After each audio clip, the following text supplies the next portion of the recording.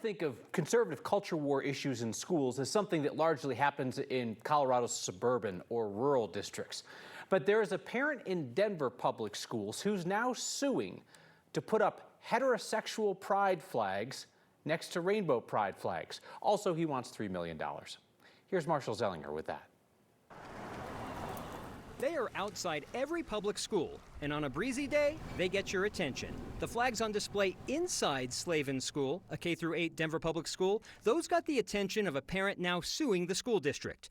Nathan Feldman filed a federal lawsuit saying his third-grade kids have their constitutional rights deprived because there are pride flags on display outside of classrooms, and the school has refused his request to put up an additional flag. Yeah, it makes me angry. Rebecca Lunsford is the parent of a Slavin's first and second grader. She found out about the lawsuit last night. I am a mother of 2 minority children, so I do have a lens that looks at our school through that version of equity and inclusion. In the lawsuit, Feldman makes clear he is not asking for the pride flags to be removed. He's asking for this one to be put up as well. What is this flag? In an email to the district around this time last year, he wrote, quote, "I would like DPS permission to follow diversity, equity, inclusion to display a straight pride flag with 2 gender symbols on it in front of my children's second grade classrooms at Slavin's DPS." They're already included. They're not being marginalized by not having a straight pride flag up there. Megan Bishop is a constitutional law attorney who points out a public school is government funded and likely protected. The reality of the situation is that when it is a government entity, they're allowed to pick what messages they want to convey as a public message. In 2020, the DPS school board passed a resolution saying it, quote, supports the right of its employees to post in their classrooms a rainbow flag or other sign of support for LGBTQIA plus students or staff because the symbols are consistent with the district's equity-based curriculum.